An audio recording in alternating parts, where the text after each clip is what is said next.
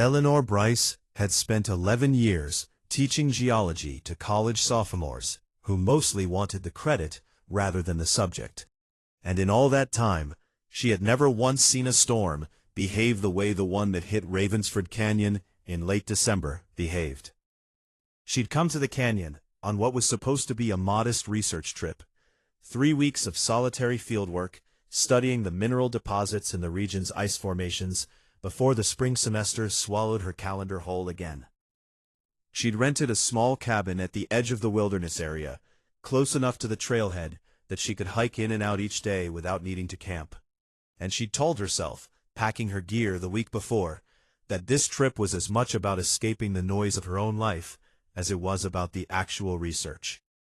A divorce finalized 8 months earlier, a department chair position she'd turned down that half her colleagues still resented her for declining. A general sense that she'd spent so long being useful to other people's institutions that she'd nearly forgotten what it felt like to be curious about something purely for her own sake. The waterfall at the canyon's northern end had been her primary site of interest from the start.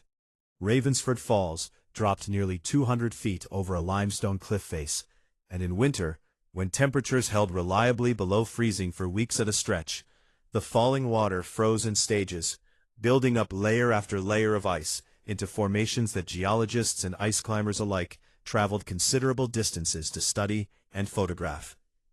Eleanor had been documenting the freeze pattern for 9 days by the time the storm warnings began appearing on her weather radio, cataloging the mineral striations visible within the ice, mapping how the water's slow freeze had trapped sediment and air in patterns that told a story about the underlying rock formation stretching back millennia.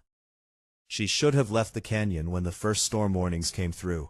She understood that, with the clear, unforgiving hindsight of a person who has spent a career teaching students about the exact kinds of geological hazards that come with ignoring severe weather in mountain terrain. But the storm wasn't forecast to hit until the following evening, and she'd told herself she had time for one more day of fieldwork, one more careful set of measurements, before she packed up and drove the 2 hours back down to the nearest town with anything resembling reliable services. The storm arrived nearly 18 hours ahead of every forecast Eleanor had checked, a rapid intensification the National Weather Service would later attribute to an unusually deep low-pressure system colliding with an Arctic front in a configuration none of the regional models had properly anticipated. By the time she recognized what was happening, the sky over the canyon's western ridge going the particular flat bruised gray she'd learned, over years of fieldwork in remote places, to associate with serious trouble rather than ordinary bad weather. She was already 3 miles from her cabin, deep in the canyon near the base of the frozen falls, with a pack full of ice samples and measuring equipment, and no realistic hope of making it back to shelter before the storm's leading edge caught her in the open. She found what shelter she could in a shallow overhang near the base of the falls, a place she'd noted during her earlier surveys as offering at least partial protection from wind and precipitation, though nothing like the kind of shelter that would keep her genuinely safe through what was building into a storm considerably more severe than anything the local forecasts had described. The wind picked up first, howling down the canyon's narrow throat with a force that drove ice crystals horizontally through the air with enough velocity to sting any exposed skin. And then the snow began, not falling so much as being hurled sideways by gusts that Eleanor's weather radio, crackling with static, eventually reported at speeds exceeding 70 miles an hour. She huddled in the overhang for what felt like hours, watching the frozen waterfall in front of her transform under the storm's assault, ice cracking and shifting under stresses she hadn't anticipated when she'd chosen this particular formation as her research site.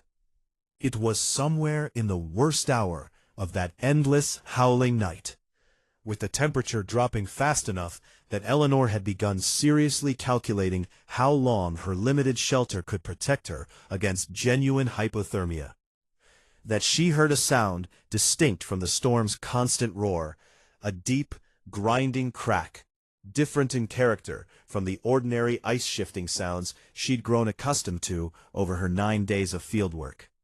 something that resonated through the rock itself, rather than simply through the ice.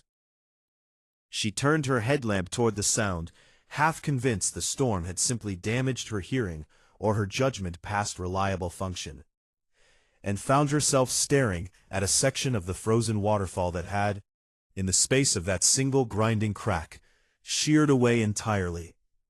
An enormous slab of accumulated ice calving off the main formation and crashing down into the canyon floor, with an impact she felt through her own body, even huddled 30 yards away in her partial shelter. Where that slab of ice had been, revealing rock face that hadn't seen open air in, Eleanor would later estimate, based on the mineral staining and weathering patterns, probably several centuries at minimum, was something her exhausted, storm-battered mind initially refused to process as real. A door. Not a natural rock formation that merely resembled a door, the kind of pareidolia the human brain sometimes imposed on ambiguous geological shapes. An actual, deliberately constructed stone door, roughly 7 feet tall and 4 feet wide, set into a carved threshold that showed unmistakable tool marks along its edges. Worked stone, fitted with a precision that spoke of considerable skill and considerable time invested in its construction. Symbols were carved into the door's surface, worn by centuries of exposure, but still legible in the beam of her headlamp. Geometric patterns interspersed with what looked, to her admittedly untrained eye, like some form of pictographic script, nothing she immediately recognized from any of the regional archaeological literature she'd encountered during her career. Eleanor sat frozen in her shelter, storm still howling around her, staring at a discovery that her rational mind understood, even in that moment of shock and cold and exhaustion, represented something significant.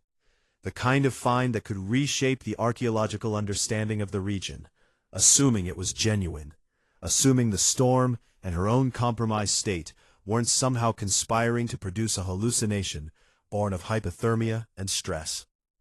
It was, she would later calculate, nearly 2 more hours before the storm's worst intensity finally began to ease. 2 hours she spent alternating between studying the door from her shelter with an academic's compulsive attention to detail, and monitoring her own physical state with increasing alarm as the cold worked its way deeper into her core despite every precaution she'd taken. She was, by the time the wind finally dropped enough to make movement viable, dangerously close to the kind of hypothermia that killed unprepared hikers in conditions considerably less severe than what Ravensford Canyon had just delivered. Her hands clumsy and unresponsive, her thinking beginning to blur at the edges, in ways that frightened her more than the storm itself had. She was attempting, with steadily failing coordination, to gather her pack and begin the difficult walk back toward her cabin, when she heard footsteps in the snow behind her.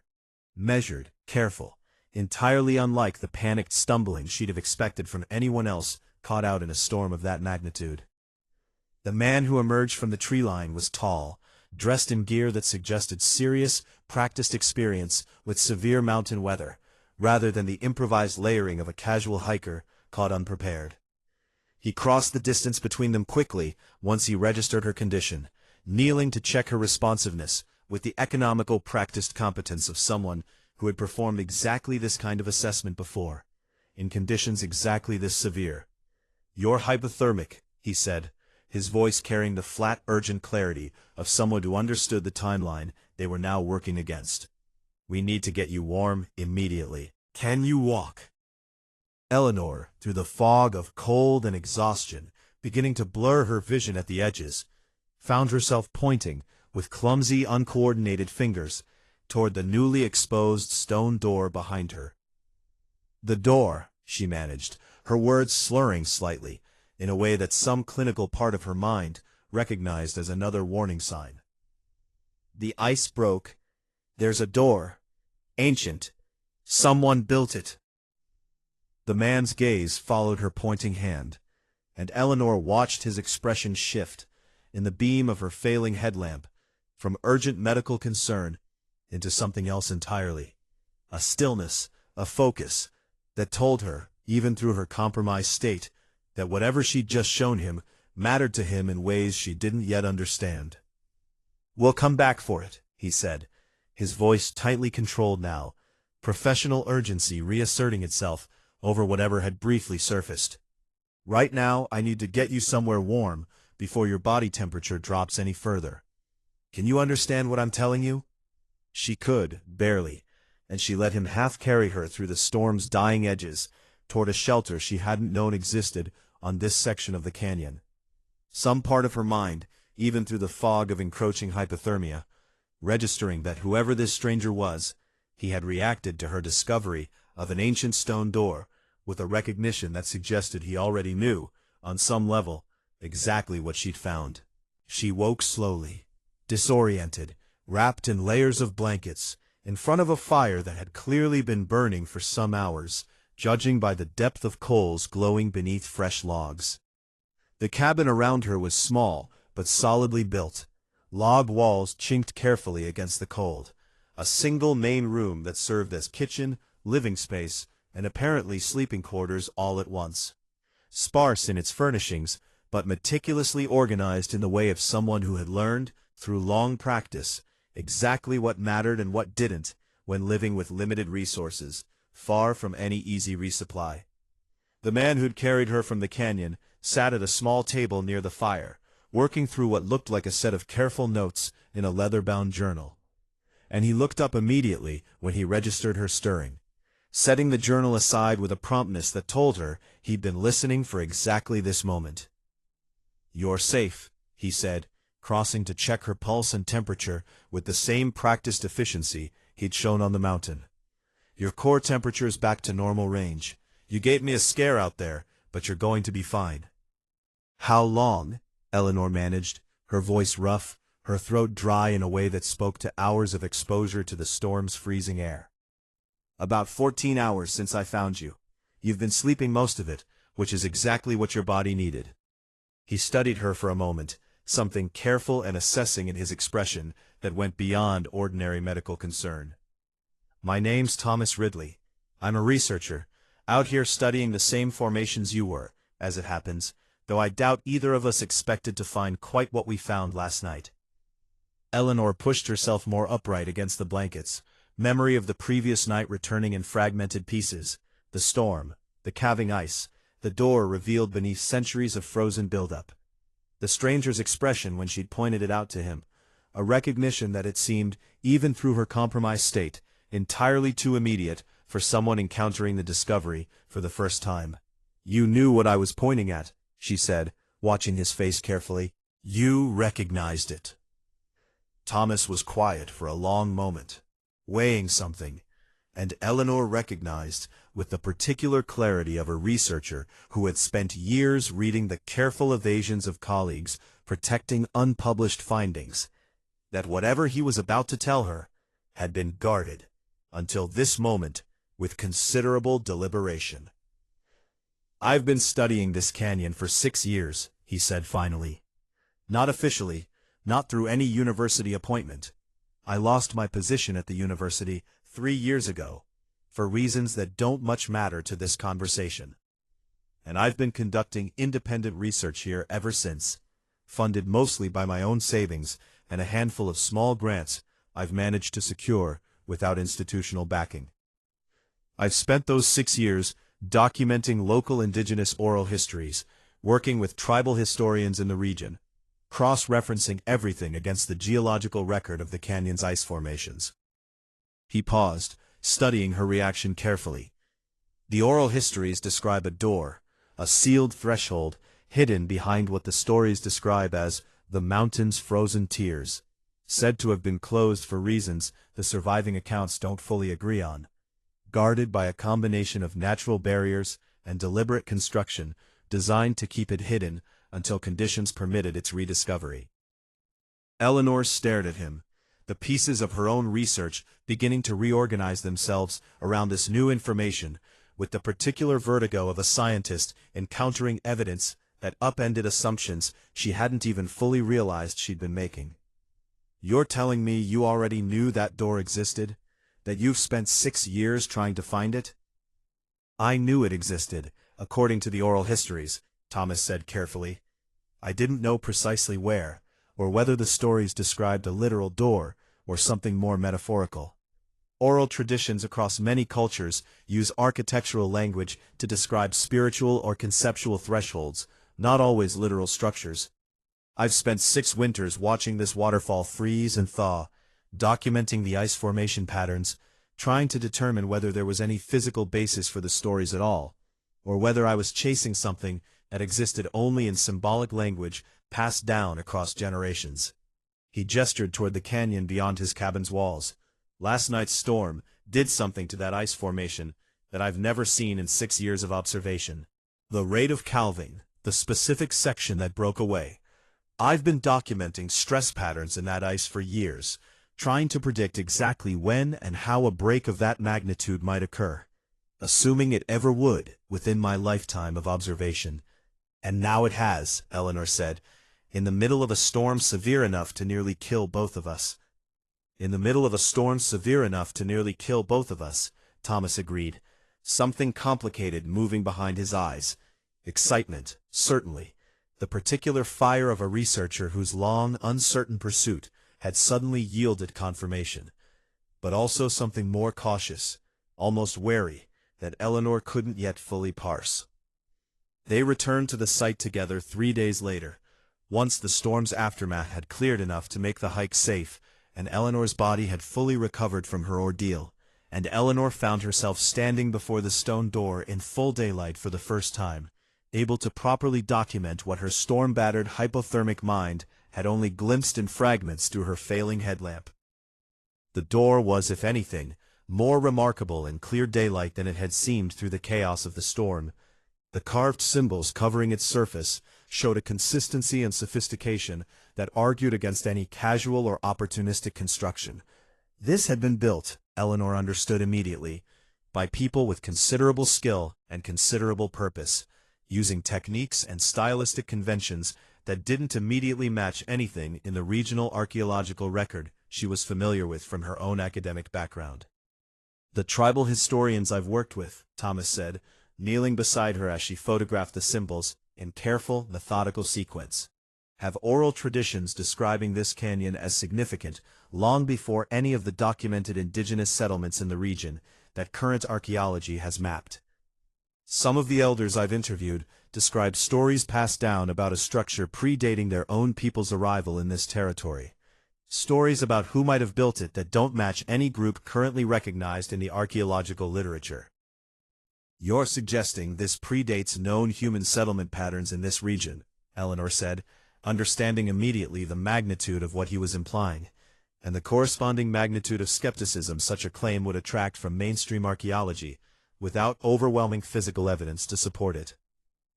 I'm suggesting the oral histories describe something that doesn't fit comfortably into the current academic timeline, which is exactly why I've spent 6 years working independently rather than through institutional channels. The moment you attach a claim like this to a university's name, you invite a level of scrutiny and skepticism that can shut down genuine inquiry before it's had a chance to properly develop. I wanted to be certain as independent, careful research could make me, before risking that kind of exposure. Eleanor studied the door for a long moment, her scientist's mind working through the implications with a mixture of professional excitement and professional caution that felt in that moment almost physically uncomfortable in its intensity. And now that we've found it, she said, what happens next? Thomas was quiet for a long moment, staring at the ancient threshold in front of them with an expression that mixed hope and apprehension in equal measure. Now, he said, we have to decide whether we open it. The decision, once they'd actually confronted it directly, proved considerably more complicated than either of them had initially anticipated, occupying the better part of 2 weeks of careful deliberation, research, and increasingly difficult conversations, conducted mostly around Thomas's small cabin fireplace as the winter deepened around Ravensford Canyon. Eleanor's academic training pulled her insistently toward proper protocol, notifying relevant archaeological authorities, arranging for a professional excavation team, ensuring that whatever lay behind that door, if anything, was documented and preserved according to established scientific and preservation standards, rather than opened by two independent researchers working essentially alone in the wilderness. Thomas's 6 years of guarded, independent investigation pulled just as insistently in the opposite direction, born of an experience with institutional gatekeeping that had left him deeply wary of handing his careful, patient research over to systems he'd already watched dismiss and marginalize indigenous oral histories that didn't fit comfortably into established academic timelines.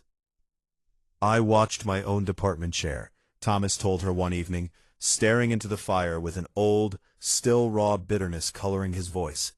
"Dismiss 6 months of careful documentation from tribal historians as anecdotal, unverifiable folklore, without ever once actually visiting the sites those historians described, without ever engaging seriously with the internal consistency across multiple independent oral traditions that pointed toward the same physical location. I lost my position, eventually, for continuing to pursue research my department considered a waste of institutional resources and academic credibility. I'm not eager to hand this discovery over to the same kind of institutional structure that dismissed the very knowledge that led me here in the first place." "I understand that concern," Eleanor said, and she meant it. Her own career, while considerably less contentious than his had apparently become, had exposed her to enough institutional politics and territorial gatekeeping to appreciate exactly what he was describing.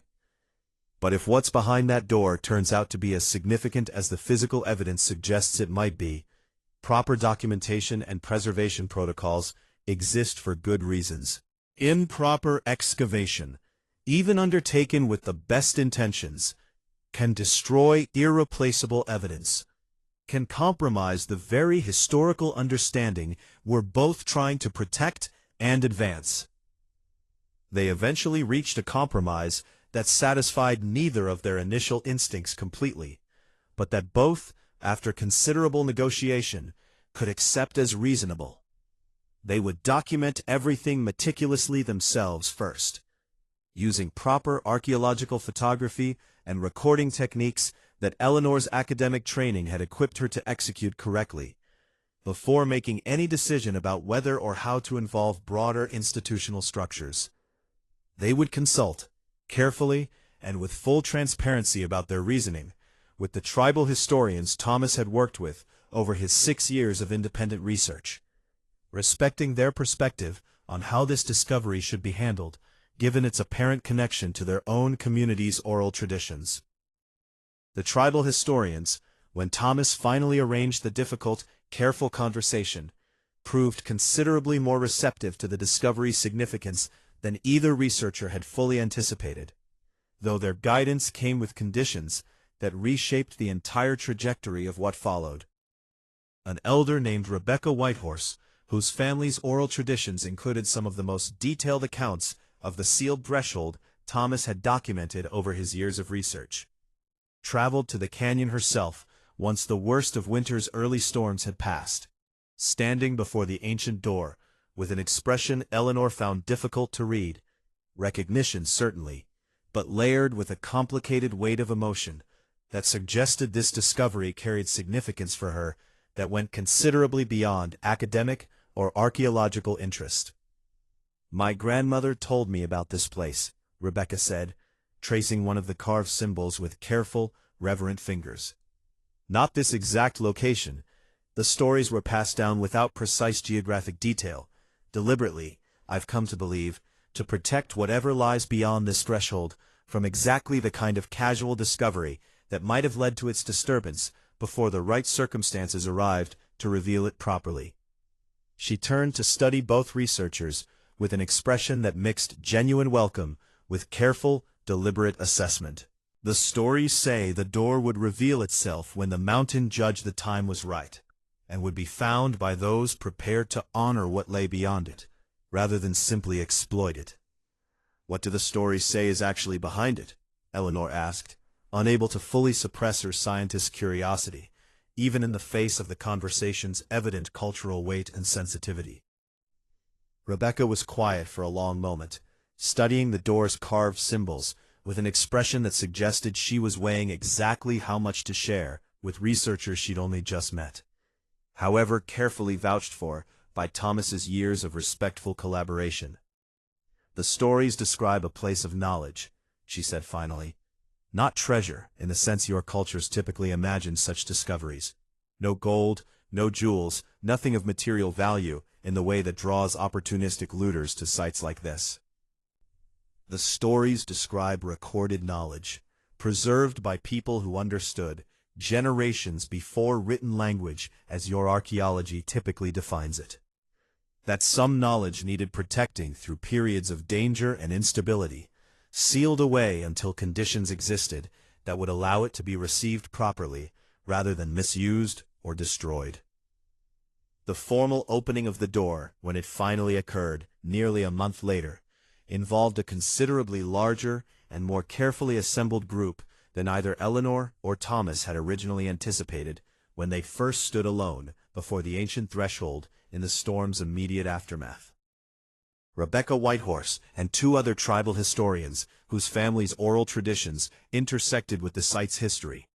A small archaeological team Eleanor had carefully vetted for their track record of respectful, collaborative engagement with indigenous communities, rather than the extractive, credit-claiming approach that had made Thomas so wary of institutional involvement in the first place, and a careful, negotiated agreement about documentation, preservation, and eventual disposition of whatever the door concealed that satisfied, if imperfectly, everyone's competing interests and concerns.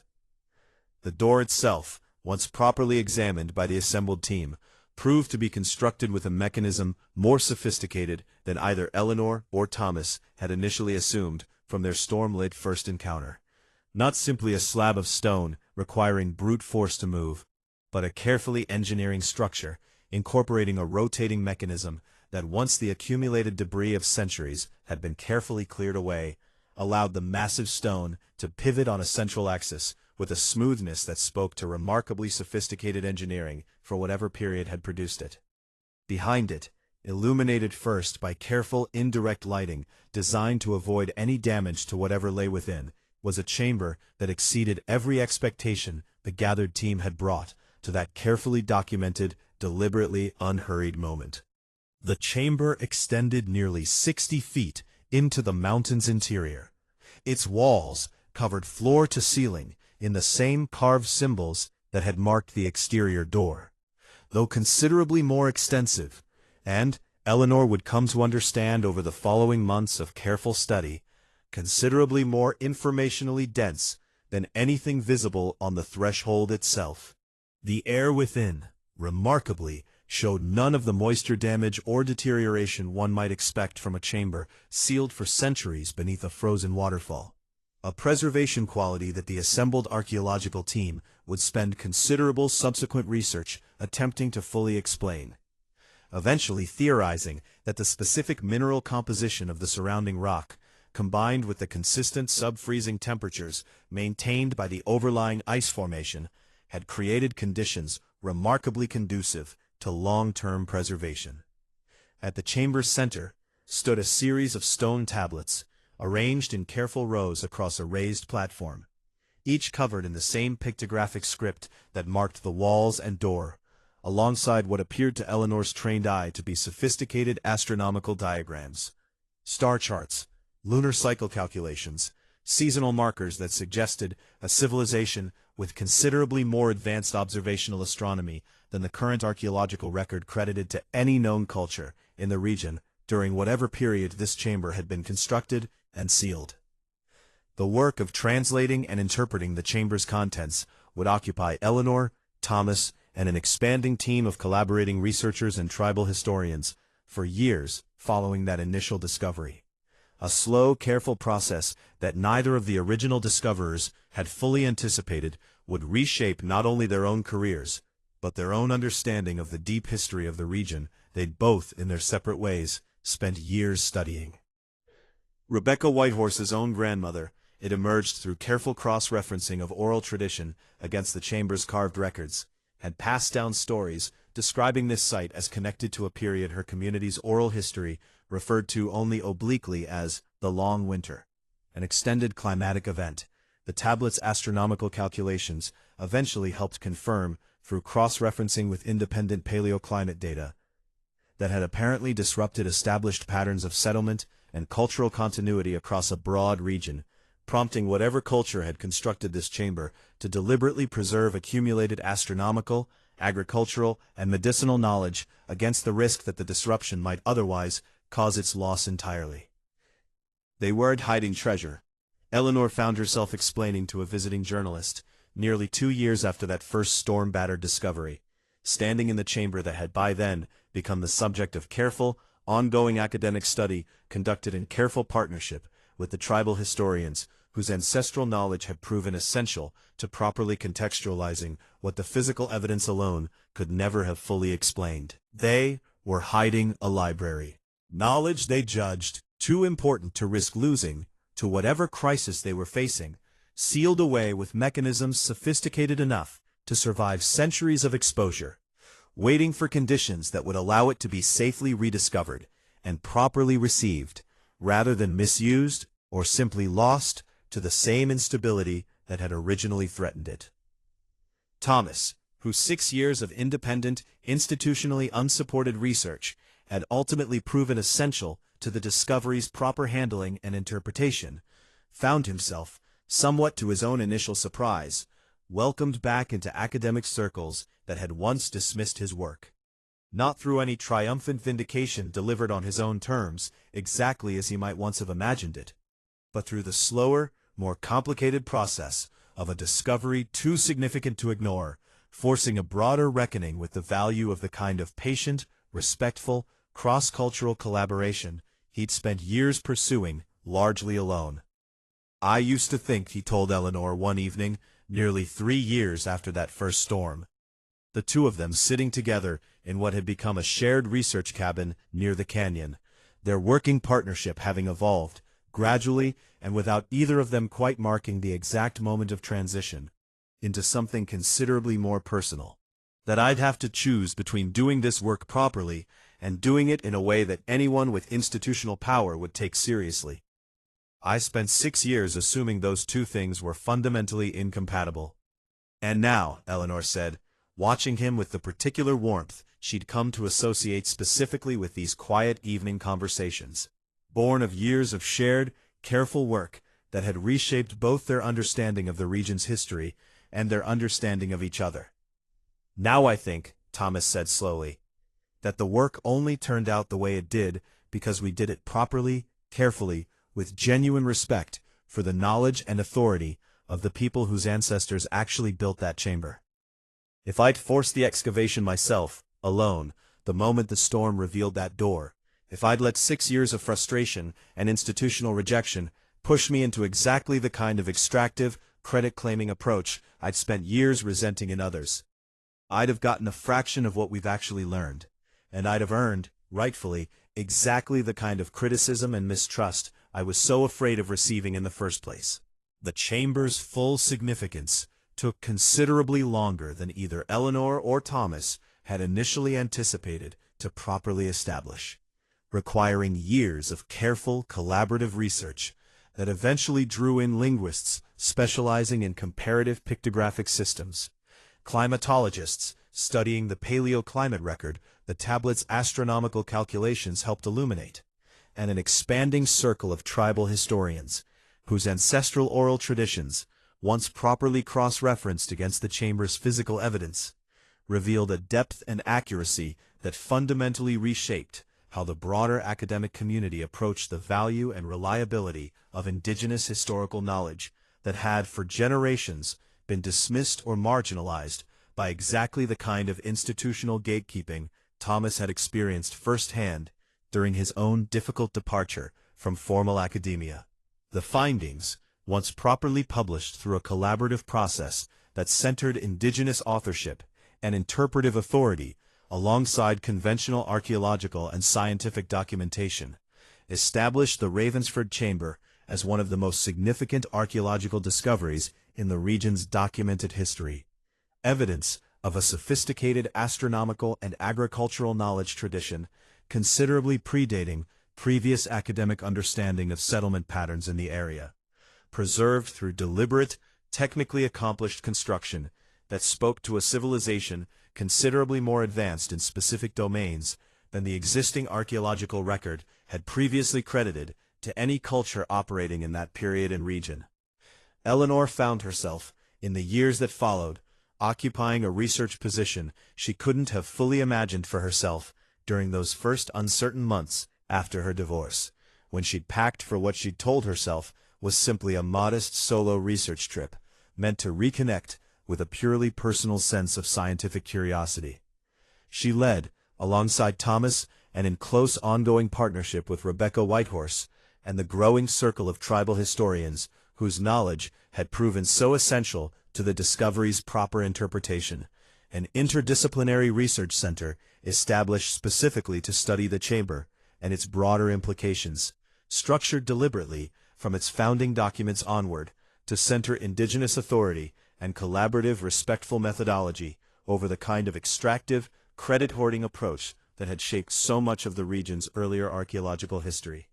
She thought often, during the long, careful years of that ongoing work, about the particular strangeness of the discovery's origin, arriving with a severity and timing that defied every forecast model available at the time, revealing in a single catastrophic night what 6 years of careful, patient, independent research had failed to uncover through any more conventional means. She thought about the specific vulnerability of that first encounter, hypothermic and disoriented, pointing toward an ancient door with clumsy, uncoordinated fingers, trusting a stranger's careful hands to carry her toward warmth and safety, before either of them fully understood what they'd actually found together in that storm's dying hours.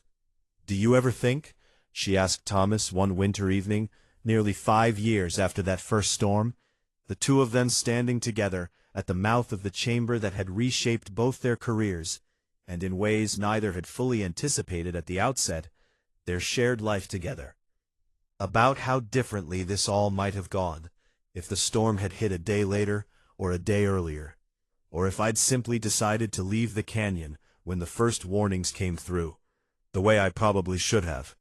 Thomas considered the question for a long moment, watching the waterfall above them, refrozen now in its familiar winter patterns, the specific slab that had calved away during that first storm, long since replaced by new ice formations that carried no visible trace of the ancient door they now protected and studied with such careful, deliberate attention. "I think," he said finally, "that I spent 6 years believing this discovery depended entirely on my own patient, solitary persistence. That if I just kept looking long enough, kept documenting carefully enough, I'd eventually uncover what the oral histories described through sheer force of dedicated effort. I never once considered that it might actually require exactly what happened instead. A storm neither of us could have predicted or controlled. A moment of genuine crisis that brought two people together who needed each other's particular skills and perspectives in ways neither of us could have supplied alone." "The mountain judged the time was right," Eleanor said, echoing Rebecca Whitehorse's words from that first careful conversation years earlier. Watching the frozen waterfall with an appreciation for its patient, ancient concealment that she'd never fully possessed before, this discovery had reshaped her understanding of what such formations might actually hold, waiting beneath their frozen surface for conditions that would allow their secrets to finally, properly emerge. "The mountain judged the time was right," Thomas agreed, reaching for her hand as the winter light faded slowly across the canyon around them, and brought exactly the right people together to receive what it had been protecting all along. Below them, sealed now behind careful, respectful preservation measures, developed in close collaboration with the tribal historians whose ancestral knowledge had proven essential to understanding its full significance.